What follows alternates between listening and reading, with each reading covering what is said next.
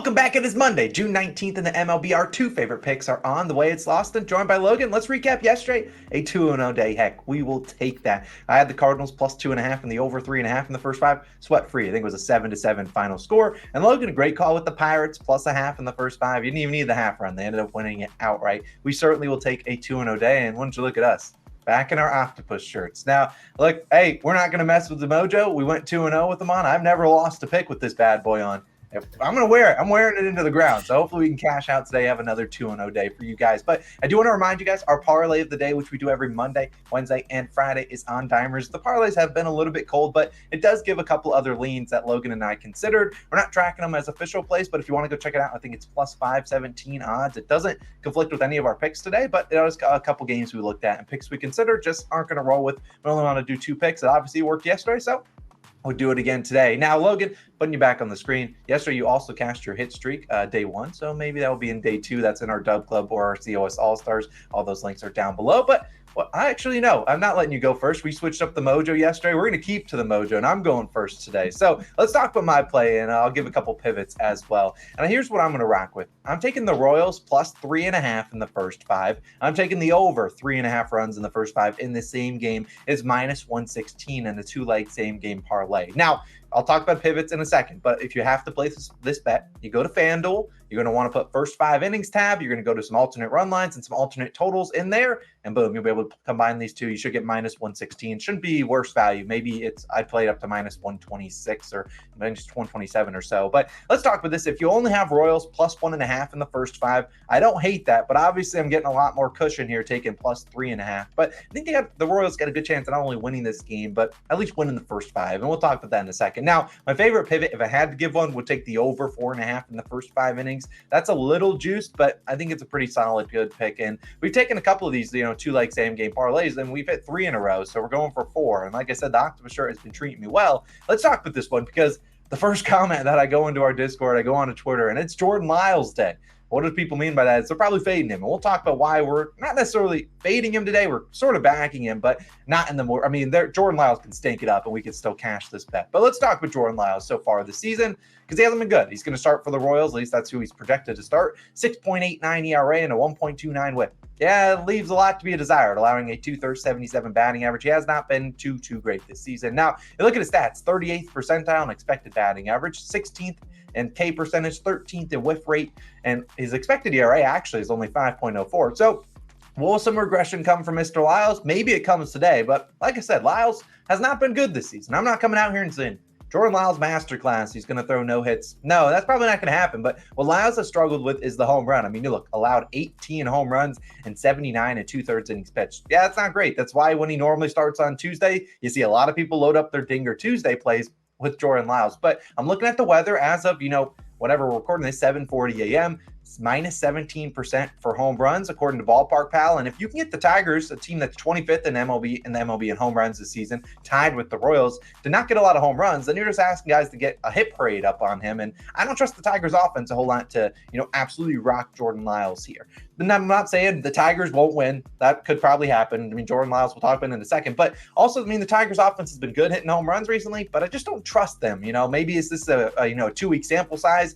Could be. But let's talk about why everyone's on the Tigers today, because you're looking at public percentages, and I'm not saying, hey, bet the Royals with your whole account. 85% or probably more of that by the time first pitch comes are on Tigers on the money line at minus 145. Why? Well, the Royals are 0-14 when Lyles starts. And I'm not saying the Royals win today. No, I'm not betting that. And there is a realistic possibility the Royals could get smoked here. But I think that everyone's going to also be on the Tigers minus a half in the first five. That's minus 110. Look, I'm not saying that's a line read. If you want to go crazy, take the Royals on the plus a half in the first five. But that's not what we're doing here, because this is the pick that Lyles could realistically stake it up, give up 4 runs, and we could win this bet if it's like 4-1 after 5 innings. And that's what I like taking this, plus 3.5. And sure, everyone's comfortable taking the Tigers. Why? I mean, Lyles is starting. They've also just won 3 of 4 against the Twins on the road. They're returning back home. Would it surprise me or anyone if the Tigers lost here? No, this is the MLB. Teams are going to win when they shouldn't. And when everyone's on one side, like the Tigers juiced to the moon, I think there's some value taking the Royals here. And the Royals haven't been good this season. But let's talk about who we're going to need some production up on the Royals. Because look, the Royals, if they score 0 runs, we're probably not cashing this bet. We actually cannot hit this bet if the Royals do not score. But I think they can score on Reese Olson, who's going to start for the Tigers. Now, Olson enters with a 6.08 ERA and a 1.05 whip. And he's only three starts to his name in his career, 2, 1, and 6 earned runs. We know the 6 earned run well because, we backed him in his last start against the Braves, and he made us sweat because we had this very similar pick here, and he was giving up runs left and right. And while I could blame the Tigers manager for leaving him in too long, he still didn't show up. And will he show up and have a 2 or 1 earned run type performance? Potentially, but he's also a young pitcher. How does he bounce back after a really rough outing? We're not too sure. And I think this Royals lineup can put up some runs. We've seen them score runs before. They're coming off a game only scoring 2 yesterday. They had 8 hits, had plenty of opportunities, but they also had Salvador Perez, Bobby Witt Jr. going a combined 0 for 8. And you got the guys in your 2 and 3 slot going 0 for, you're probably not going to score a lot of runs. So I think those guys are going to bounce back here today. And look, if Olson's cooking them, which could happen, maybe Olson only gives us 1 or 2 runs to spare, then Lyles just has to not give up, more than 4. I think we got a good chance here. So I think the Royals give Mr. Lyles some run support.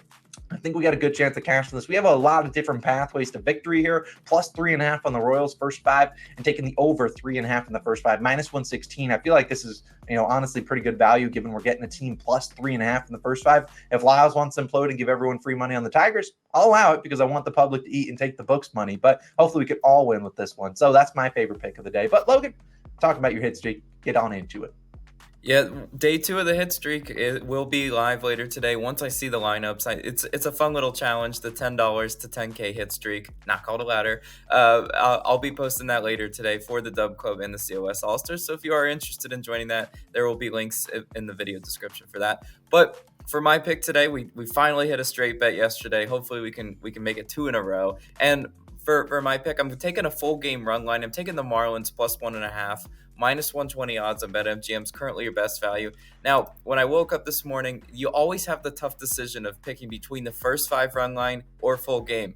I really did consider the Marlins plus 0.5 in the first 5 run line. I think it was like even odds on that one.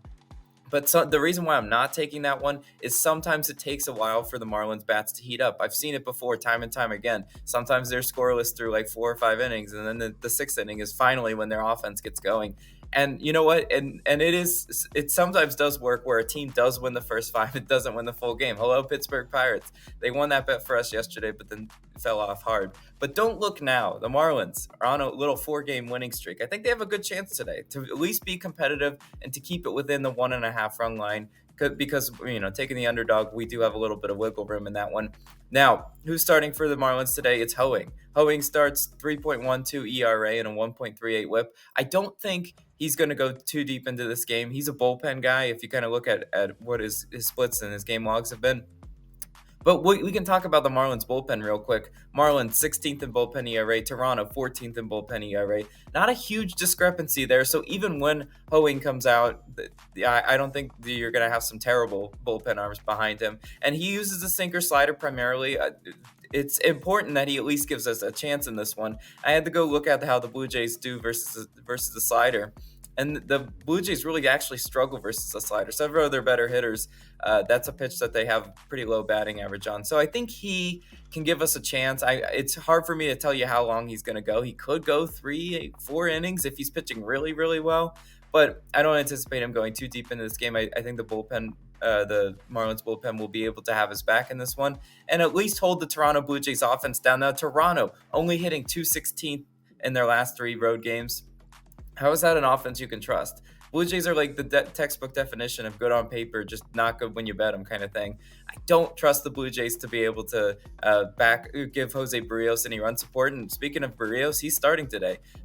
Jose Barrios, 3.28 ERA and a 1.24 whip on the season for him. He has an expected ERA. This is an interesting one, of 4.46, which would be a lot closer to his ERA of last year, 5.23, right? This is a new year, new Jose Barrios, but I can so see regression coming for Jose Barrios. I think he's a prime regression candidate. I think if you look at his ERA now, you look at his ERA after the All-Star break, I think they're going to be, two different things. He's one of those pitchers that relies heavily on late movement on his pitches, and if he's not getting it, he's getting hit hard or he's walking people. Walks plagued Barrios last year. He had 3+ walks this year in 3 out of his last 7 games, and I just could see him easily being able to walk the Marlins into scoring position. The question is, can the Marlins get those runners home? And I think there's evidence to say yes, because even though we take Marlins nerfies all the time, Miami is still hitting 267 at home. That's sixth best in the majors, and that's kind of surprising to me. If you told me that they're